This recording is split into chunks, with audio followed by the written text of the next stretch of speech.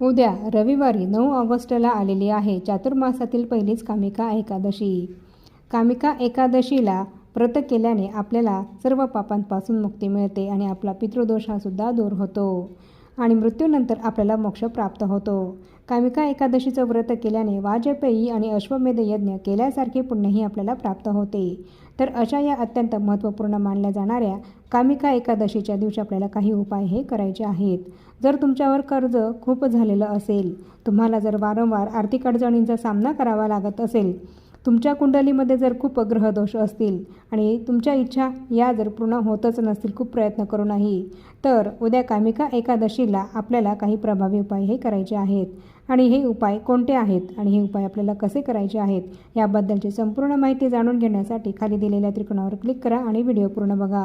व्हिडिओमध्ये तुम्हाला संपूर्ण योग्य ती माहिती नक्की मिळेल. त्याप्रमाणे तुम्ही उपाय करा.